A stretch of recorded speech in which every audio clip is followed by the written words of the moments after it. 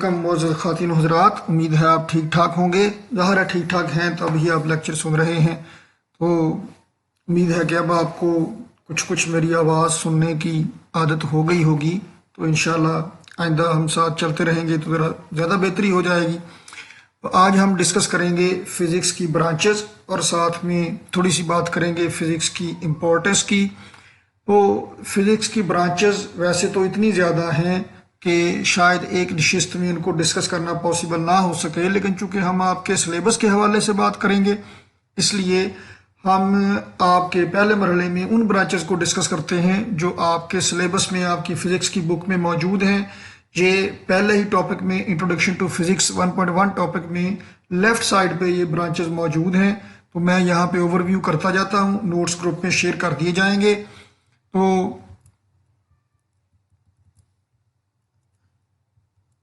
जी, तो हम शुरू करते हैं। फिजिक्स की डेफिनेशन हमने एक की थी, study of matter energy and the relationship between these two is called physics. वो वेरी सिंपल डेफिनेशन थी। ये फिजिक्स की थोड़ी सी एडवांस्ड डेफिनेशन है, देख लेना है आपने। ये एक दो इसका ओवरव्यू कर लीजिएगा, नोट्स में ये लिखी हुई होगी, लेकिन ये इसको याद करने की ज़रूरत नहीं है। अगर आप समझते हैं कि आप याद कर लेंगे तो उसमें हर्ज वाली बात भी कोई नहीं है, लेकिन एफएससी लेवल तक वही डेफिनेशन चलती है उससे पहले हमने डिस्कस की हुई है। ये जस्ट आपकी क्यूरियसिटी के लिए एक और डेफिनेशन ऐड की गई है इनमें। तो ब्रांचेस जो हम डिस्कस करने लगे हैं अभी, ये उसी तरतीब से होंगी जिस तरतीब से आपकी बुक में लिखी हुई है। आपके सामने बुक रखी होगी, वहाँ से देखते जाएं या डायरेक्ट यहाँ से स्क्रीन से देखते जाइए। सबसे पहले जी मैकेनिक्स, मशीन से लफ्ज़ निकला है मैकेनिक्स। इसमें हम डिस्कस करते हैं उन पैरामीटर्स को, उन ऑब्जेक्ट्स को उनकी मोशन के हवाले से। मशीन इसमें मुख्तलिफ पुर्जे एक दूसरे के लिहाज से मूव कर रहे होते हैं, गरारियां हरकत कर रही होती हैं जिनको गियर कहते हैं। तो मैकेनिक्स में बुनियादी तौर पे मोशन को डिस्कस किया जाता है। फिर फोर्स के हवाले से, बगैर फोर्स के हवाले से क्लासिकल मैकेनिक्स है, क्वांटम मैकेनिक्स है। आम रूटीन में डेली लाइफ में जो ऑब्जेक्ट्स मूव करते हैं उनकी मोशन को क्लासिकल मैकेनिक्स के जुमरे में लाया जाता है। माइक्रोस्कोपिक लेवल पे क्वांटम मैकेनिक्स होती है। हीट एंड थर्मोडायनामिक्स, हीट हरारत, थर्मोडायनामिक्स, थर्म का लफ्ज भी हीट के लिए इस्तेमाल होता है। डायनामिक्स इन मोशन, तो ये वो है जिनमें हीट की ट्रांसफॉर्मेशन है। हीट की मोशन मतलब transfer of heat from one part of body to another part of body, from one body to another body भी हो सकती है।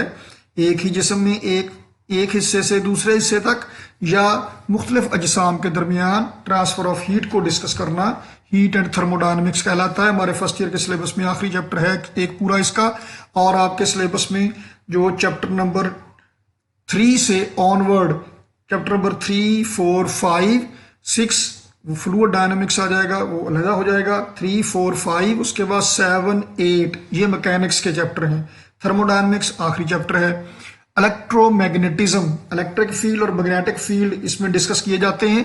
अब मॉडर्न नेम इसका है इलेक्ट्रोडायनामिक्स। क्यों? क्योंकि कहा जाता है इलेक्ट्रो मतलब चार्जेस का ही लफ्ज इस्तेमाल करते हैं, dynamics in motion, charges in motion. तो चूंकि जब चार्जेस मूव करते हैं तो मैग्नेटिक फील्ड लाजमी होता है, तो इसलिए अब ये कहा जाता है कि मैग्नेटिज्म का लफ्ज इस्तेमाल करना जरूरी नहीं है। ये कह देना काफी है कि चार्जेस मूव कर रहे हैं, मतलब चार्जेस इन मोशन के हवाले से।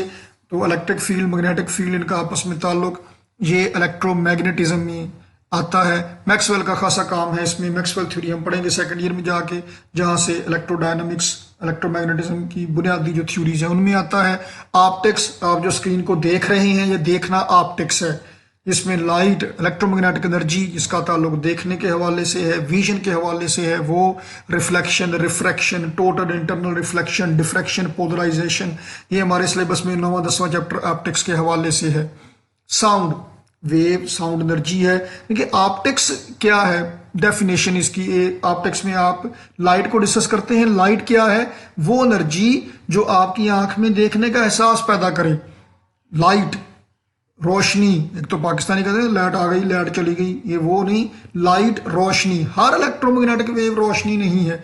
लाइट वो एनर्जी है that produces sensation of vision to our eyes, जो आंख में देखने का एहसास पैदा करे, वो लाइट रोशनी कहलाती है, वो इलेक्ट्रोमैग्नेटिक वेव लाइट या रोशनी कहलाती है। तो ऑप्टिक्स में हम उसी को डिस्कस करते हैं। साउंड ये है वो energy that produces sensation of hearing to our ears. जो वो एनर्जी है जो कानों में समात का एहसास पैदा करे। कंप्रेशनल वेव्स को डिस्कस किया जाता है साउंड में, अकॉस्टिक्स भी इसे कहते हैं। उसके बाद है ये हाइड्रोस्टैटिक्स या hydrodynamics, study of mechanical behaviour of fluids. Fluid वो शय जो अपनी हालत बरकरार ना रख सके, जो अपनी शक्ल बरकरार ना रख सके। लिक्विड और गैसेस दोनों फ्लूइड की कैटेगरी में आती हैं। फ्लूइड डायनामिक्स हमने पढ़ना है, चैप्टर नंबर 6 हमारे सिलेबस में है।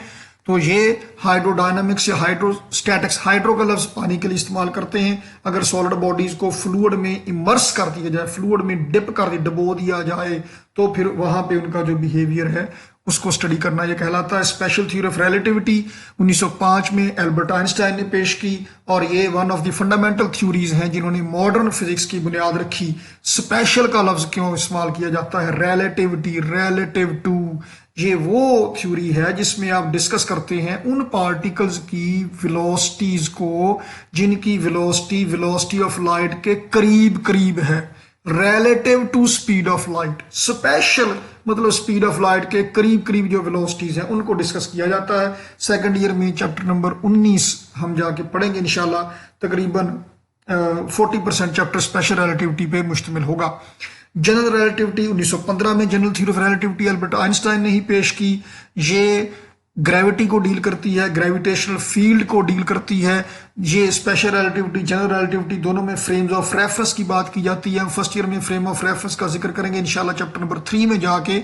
तो इनमें स्पेशल रिलेटिविटी में वो फ्रेम्स ऑफ रेफरेंस जो बहुत स्पीड से मूव कर रहे हैं, मतलब वो हालात, वो कमरा, वो शय जो मूव कर रही है जिसकी वेलोसिटी ऑफ लाइट के करीब करीब है। और जनरल रिलेटिविटी में हम ग्रेविटी को, ग्रेविटेशनल फील्ड को, ग्रेविटेशनल फोर्सेस को डिस्कस करते हैं। क्वांटम मैकेनिक्स, ये मैकेनिक्स की सब कैटेगरी है जिसमें हम उनको डिस्कस करते हैं, उन पार्टिकल्स के बिहेवियर को जो हाई स्पीड से मूव करते हैं। मैक्स प्लांक की क्वांटम थ्योरी है, ये सन 1900 में पेश की गई। क्वांटम थ्योरी ऑफ लाइट, ये और एल्बर्ट आइंस्टाइन की स्पेशल रिलेटिविटी, ये मॉडर्न फिजिक्स की बुनियाद है ये थ्योरीज। एटॉमिक फिजिक्स नाम से ही ज़ाहिर है, एटम्स को डील करते हैं या एटम्स को डिस्कस करते हैं, उनकी अरेंजमेंट्स को डिस्कस करते हैं, उनका बिहेवियर कैसा होता है वो डिस्कस करते हैं। इसमें लेजर, पोलराइजेशन, स्पेक्ट्रल लाइंस, ये केमिस्ट्री में भी थोड़े थोड़े टॉपिक्स आते हैं, फिजिक्स में भी आते हैं। मोलेकुलर फिजिक्स नाम से ही ज़ाहिर है, मॉलिक्यूल्स का बिहेवियर स्टडी किया जाता है, डिस्कस किया जाता है। न्यूक्लियर फिजिक्स, न्यूक्लियस को डील किया जाता है, न्यूक्लियस से एनर्जी जो हासिल होती है उसको डिस्कस किया जाता है। फिशन, फ्यूजन रिएक्शन, ये एटम बम, न्यूक्लियर रिएक्टर, एटमी बिजली घर, एटमी तवानाई, ये सारी न्यूक्लियर फिजिक्स की मरहून मिन्नत है। सॉलिड स्टेट फिजिक्स, ये फिजिक्स की वो ब्रांच है that specialises in the study of solids, खास तौर पे उनकी इलेक्ट्रिकल और मैग्नेटिक प्रॉपर्टीज को। क्रिस्टल्स क्या होते हैं, सेमीकंडक्टर मटेरियल जो हैं, ये इसी कैटेगरी में आते हैं। पार्टिकल फिजिक्स नाम से ही जाहिर है, पार्टिकल्स को डिस्कस किया जाता है, और ये electron, proton, neutron, muon, neutrinos, ये सारे पार्टिकल फिजिक्स की कैटेगरी में आते हैं। सुपर कंडक्टिविटी, कंडक्टर वो है जिसमें से करंट गुजर सके, सुपर कंडक्टर वो है जिसमें से करंट गुजर सके लेकिन उसकी रेजिस्टेंस जीरो होती है। ये बड़ा मजेदार टॉपिक है, सेकंड ईयर में एक लेक्चर हमारा होगा इस पे। सुपर फ्लूइड जिसकी विस्कोसिटी होती है, सुपर फ्लूइड वो है जिसकी विस्कोसिटी जीरो होती है, लो टेम्परेचर पे जाके बिहेवियर होता है। ये एडवांस्ड ये ब्रांच है, आमतौर पे हर जगह पे डिस्कस नहीं की जाती। प्लाज्मा नाम सुना हुआ है आपने, मटेरियल अनस्टेबल स्टेट में होता है, आयंस और इलेक्ट्रॉन्स की स्टेट में उसको डिस्कस किया जाता है। मैग्नेटो हाइड्रोडायनामिक्स, तो ये इसे मैग्नेटो फ्लूइड डायनामिक्स या हाइड्रोमैग्नेटिक्स भी कहा जाता है। तो ये स्टडी है, study of dynamics of motion of electrically conducting fluid, वो फ्लूइड जो इलेक्ट्रिकली कंडक्टर है जिनमें से करंट गुजर सकता है उनको स्टडी किया जाता है। इसमें स्पेस फिजिक्स या स्पेस प्लाज्मा फिजिक्स, इसमें जो स्पेस में प्लाज्मास मौजूद है, मतलब अनस्टेबल एलिमेंट्स मौजूद है, अनस्टेबल मटेरियल मौजूद है, उसको डिस्कस किया जाता है। और इसमें जो कम्युनिकेशन सैटेलाइट हैं, वेदर फोरकास्टिंग सैटेलाइट वगैरह हैं, ये सारे इसी में आते हैं स्पेस फिजिक्स में। ये अभी तक जो हमने डिस्कस की हैं बेटा जी, ये वो ब्रांचेस हैं जो खालिस्तान फिजिक्स की अपनी ब्रांचेस हैं। कुछ हैं, ये सारी की सारी नहीं है, ये वो हैं जो आपके सिलेबस में वो साइड बार में लिखी हुई हैं। उसके बाद है interdisciplinary areas of physics. Interdisciplinary, एक डिसिप्लिन का दूसरे डिसिप्लिन से, जैसे इंटरनेशनल, इंटरनेशनल बैनुल अक़वामी, एक नेशन का दूसरी नेशन से, इंटरडिसिप्लिनरी, एक डिसिप्लिन का दूसरे डिसिप्लिन से, मतलब फिजिक्स और साइंस की दूसरी ब्रांचेस के इश्तराक से जो बनती है। आपके घर में जहां पर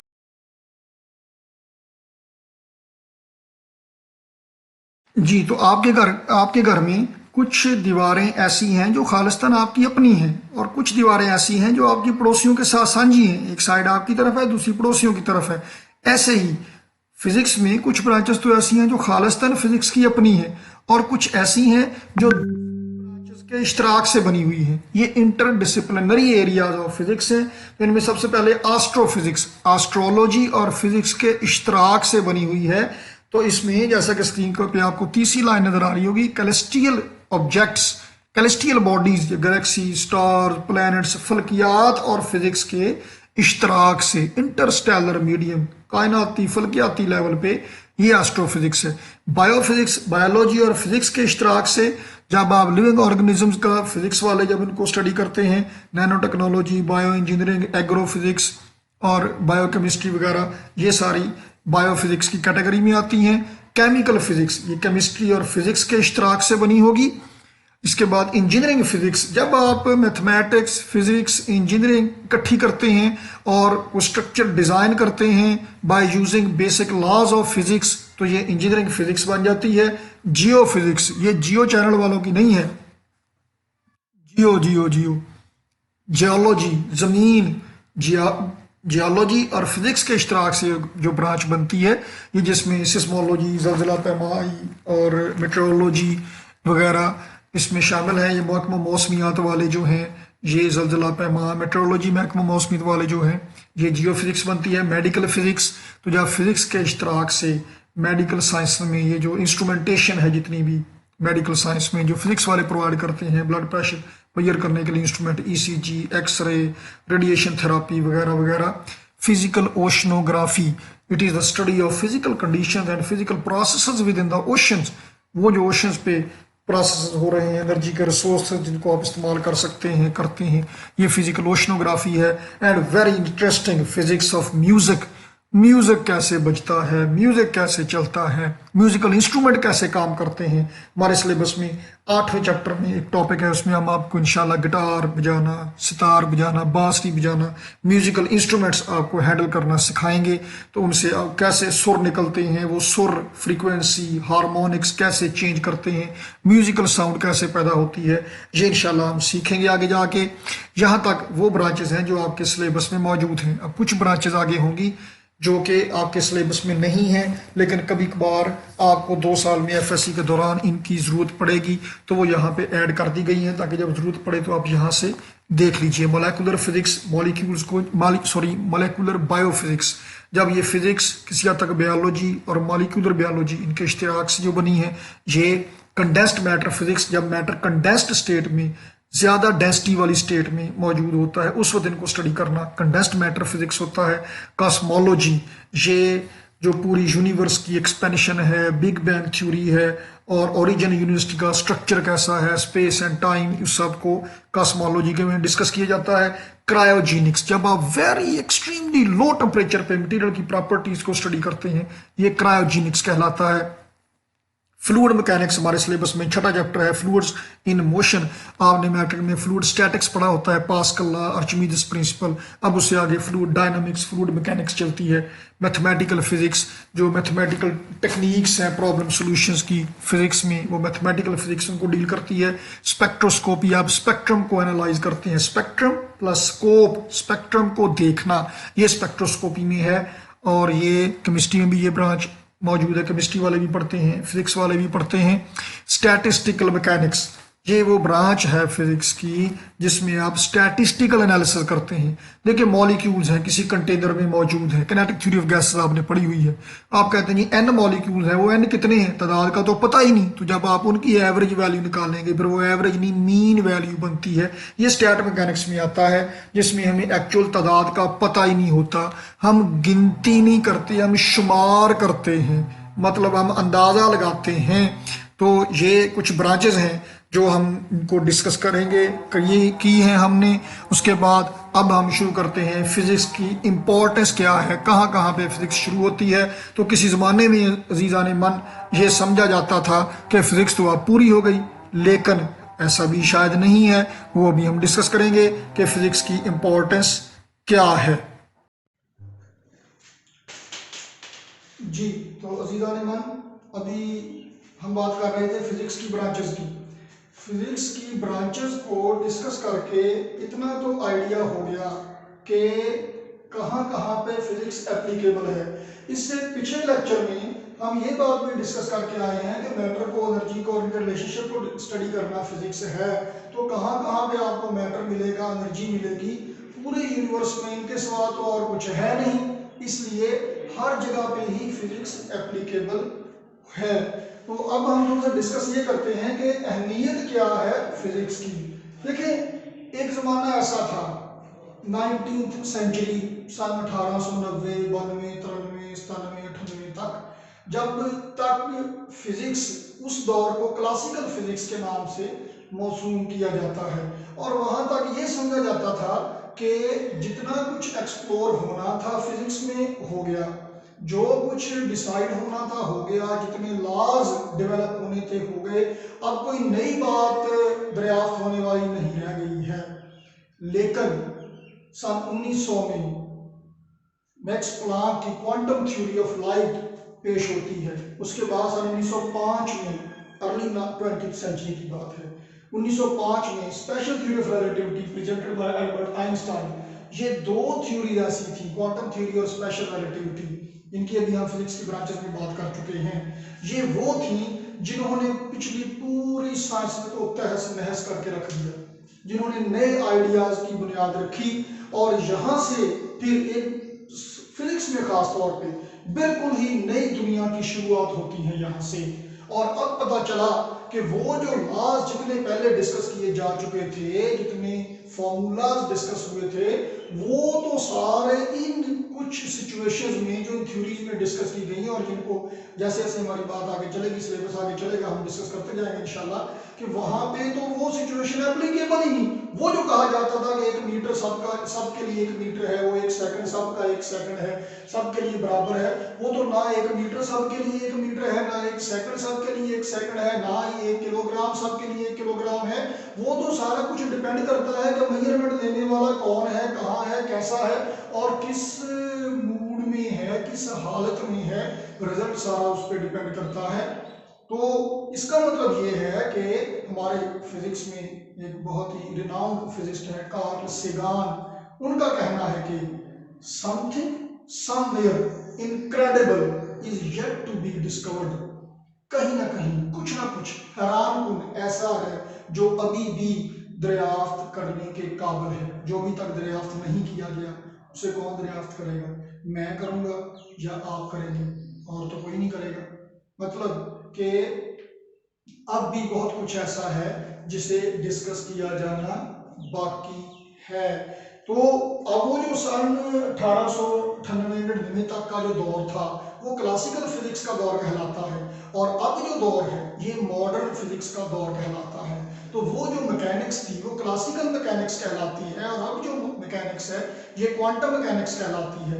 वो जो लॉज हैं वो क्लासिकल लेवल पे, मतलब आम जिंदगी में, आम वेलोसिटीज पे एप्लीकेबल हैं, जबकि स्पेशल थ्योरी ऑफ रिलेटिविटी, जिसे हम रिलेटिविस्टिक मैकेनिक्स भी कहते हैं, ये माइक्रोस्कोपिक लेवल पे एप्लीकेबल है। इलेक्ट्रॉन, प्रोटॉन, न्यूट्रॉन पे इनकी वेलोसिटीज बहुत ज्यादा होती हैं, इन पे ये एप्लीकेबल हैं।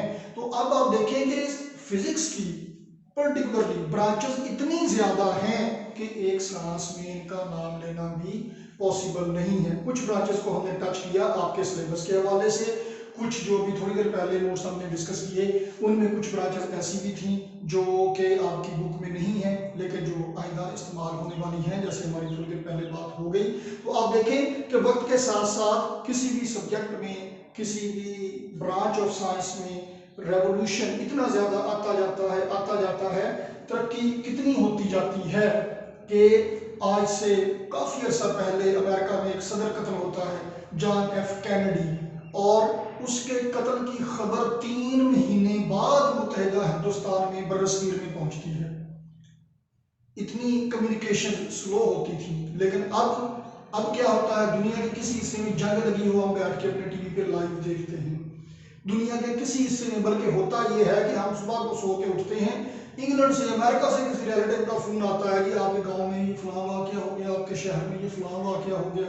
हमें यहाँ बैठे हुए अक्सर पता नहीं होता, लेकिन दूसरे ममालिक में लोगों तक खबर पहुंच जाती है। अब तरक्की इतनी ज़्यादा हो गई है, आपकी बुक में इसके लफ्ज़ इस्तेमाल किया गया होगा, रिवरबरेट, सर्कुलेट कर जाना, फैल जाना, चक्कर काट जाना, घूम जाना, कि इतनी तेज़ी से अब मालूमात सारी दुनिया में चक्कर काट लेती हैं। तो आप देखें अजीज़ान ईमान कि फिज़िक्स की एप्लीकेशन कहाँ कहाँ पे है। कोई ऐसा एरिया, कोई ऐसी ब्रांच ऑफ साइंस नहीं है जिसमें फिजिक्स का कंट्रीब्यूशन ना हो, क्योंकि मैटर को डील करती है और हर शय में मैटर इन्वॉल्व है। इवन लाइफ साइंस वाले, बायोलॉजी वाले लिविंग ऑब्जेक्ट्स को, लिविंग थिंग्स को डील करते हैं। लेकिन अब वो जो लिविंग थिंग्स हैं वो मैटर भी तो हैं, इसलिए उनको स्टडी करना फिजिक्स में भी है, फिजिक्स उसमें भी इन्वॉल्व है। मुझे स्टडी करना जिंदगी के हवाले से, लाइफ के हवाले से, ये बायोलॉजिकल साइंस में, लाइफ साइंस में नहीं आता है, लेकिन मैं मैटर हूँ। बॉडी के अंदर जो ब्लड सर्कुलेट कर रहा है उसकी विस्कोसिटी कितनी है, उसकी स्पीड कितनी है, डेंसिटी कितनी है, और मेरा बाजू कितना लोड उठा सकता है। ये लीवर है, देखिए कितनी किस्म के लीवर है, ये लीवर है, ये लीवर है, ये लीवर, ये ठुठू जो दिखाया जा रहा है, ये लीवर है, ये लीवर है, ये लीवर है सारे। तो आप कितनी फोर्स लगाते हैं, इसमें बेंडिंग कितनी आ सकती है, ट्विस्ट कितना आ सकता है, लोड कितना बियर कर सकता है। आपकी जो आंख है ये फिजिक्स की ब्रांच है, जो कान है ये साउंड है, ऑप्टिक्स है। आपके दिमाग के अंदर रोबोट की तरह बैटरीज हैं, छोटी छोटी वोल्टेज सेल्स हैं, ये करंट जनरेट होते हैं। ये करंट है जो दिमाग से इंस्ट्रक्शन, दिमाग ने जो इंस्ट्रक्शन देना है हाथ को ऊपर नीचे करने के लिए, कुत्ते को देख के आप भाग जाएं, दिमाग ने इंस्ट्रक्शन देना है, और वो इंस्ट्रक्शन किस शक्ल में जाती है, वो करंट की शक्ल में जाती है। ये सारा फिजिक्स में आता है। आप सुबह उठ के आंख खोलते हैं, वो जो आपको नजर आता है वो देखना फिजिक्स है, सुनना फिजिक्स है। आपके दिमाग के अंदर तक जितनी भी इंफॉर्मेशन जाती है, चाहे वो सूंघने की है, देखने की है, चखने की है, कोई भी आपकी सेंस काम करती है, दिमाग तक जो इंफॉर्मेशन जाती है वो सारी की सारी करंट में कन्वर्ट होके जाती है। दिमाग तक एक्चुअली करंट पहुंचता है। जितने भी आपके रिसेप्टर्स हैं, चाहे जुबान पे हैं, चाहे कान में जो सेंसर हैं, चाहे वो आंखों में है, वो जो इमेज बनता है आपके रेटिना पे, उसकी इंफॉर्मेशन भी दिमाग तक करंट की शक्ल में ही प्रोसीड की जाती है। तो ये सारा कुछ फिजिक्स में आता है। कोई भी जिंदगी का शोबा ऐसा नहीं है जहां पे फिजिक्स कंट्रीब्यूट ना कर रही हो। आजकल ये रिकॉर्डिंग इस मोबाइल फोन से की जा रही है। ये जो यहाँ रोशनी प्रोवाइड करने के लिए जो बल्ब है एलईडी वाले, आपका मोबाइल फोन है, कंप्यूटर है, आपकी कैलकुलेट, आपकी वॉच है जो स्मार्ट वॉच है, आपके वो सोलर कैलकुलेटर है, घर में माइक्रोवेव है, टीवी है, डीवीडी प्लेयर है, डिश एंटीना का रिसीवर है।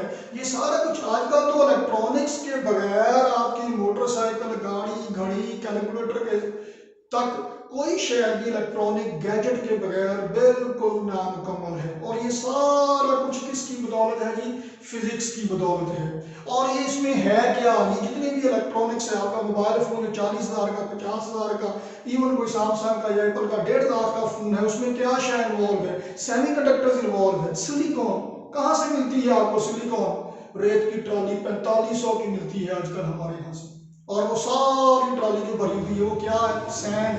वो सैंड क्या है? Silica, silicon dioxide, SiO2। तो इसी रेत से बना हुआ है, इसी सिलिका से बना है वो चाय का मग जो आप भर के पी रहे होंगे, अभी इंजॉय कर रहे होंगे। और इसी से बना हुआ है आपके कंप्यूटर का प्रोसेसर जो इस नाखून के साइज का है, जिसके अंदर 10 लाख से लेकर 50 लाख तक कंपोनेंट हो सकते हैं। तो आप चाहे इस सिलिका से सैंड कैसल बना लें, चाहे आप बर्तन बना लें, चाहे आप कंप्यूटर का प्रोसेसर बना लें, मोबाइल चाहे बना लीजिए, ये इसी सेमीकंडक्टर की बदौलत है। तो इन शॉर्ट बात ये है बेटा जी कि कोई शोबा जिंदगी का ऐसा नहीं है जिसमें फिजिक्स इन्वॉल्व ना हो। तो इंशाल्लाह वेरी नेक्स्ट लेक्चर से अब हमारा बाकायदा काम शुरू हो जाएगा। सिलेबस के हवाले से जो इंपॉर्टेंट लेक्चर्स हैं वो शुरू हो जाएंगे, एग्जाम के हवाले से हम शुरू करेंगे फिजिकल क्वांटिटी से कि और वो किस हवाले से कि फिजिक्स में एक्सपेरिमेंट करना है और एक्सपेरिमेंट के लिए फिजिकल क्वांटिटीज हैं जिनको हम मेजर करेंगे, जिनके बगैर एक्सपेरिमेंट पूरा नहीं हो सकता। तो स्टे ट्यून्ड, मिलते रहिए इंशाल्लाह अगली किस्त में अगली बात करेंगे। अल्लाह हाफिज।